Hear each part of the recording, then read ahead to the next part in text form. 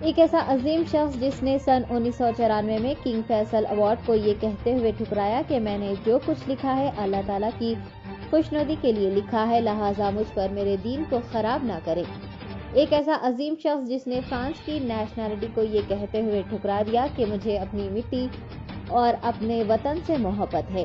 ایک ایسا عظیم شخص جس کے ہاتھ پر 40,000 غیر مسلموں نے کلمہ طیبہ پڑھا۔ ایک ایسا عظیم شخص جو 22 زبانوں کا ماہر تھا اور 84 سال کی عمر میں آخری زبان تھائی سیکھی تھی۔ ایک ایسا عظیم شخص جس نے مختلف زبانوں میں 450 کتابیں اور 937 عالمی مقالے لکھے تھے۔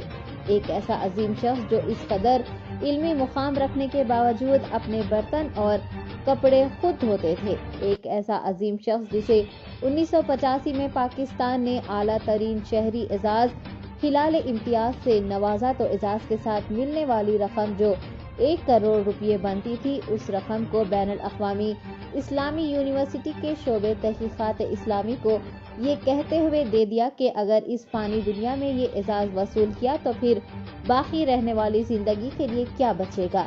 ایک ایسا عظیم شخص جس نے حدیث کی اولین کتاب جو 58 ہجری میں لکھی گئی تھی، جسے صحیفہ امام بن منبع کہا جاتا ہے، اس عظیم حدیثی و تاریخی دستاویز کو انہوں نے 1300 سال بعد جرمنی میں برلن لائبریری سے دریافت کیا اور تحقیق کے بعد شائع کروایا۔ ایک ایسا عظیم شخص جس نے قرآن مجید کا فرانسیسی زبان میں ترجمہ و تفسیر لکھا۔ اس شاہکار ترجمے کے 20 ایڈیشن شائع ہو چکے ہیں۔ ایک ایسا عظیم شخص جس نے تعارف اسلام کے نام سے ایک شاہکار کتاب لکھی، جسے کتاب کی دنیا کی 22 زبانوں میں ترجمہ کیا گیا ہے۔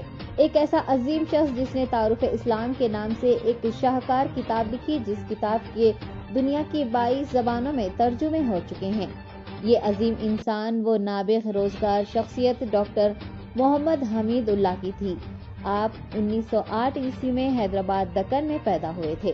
آپ نے سن 1933 میں جرمنی کیوبن یونیورسٹی سے ڈاکٹریٹ کی ڈگری حاصل کی اور اس کے بعد وہیں عربی اور اردو کے استاد مقرر ہوئے۔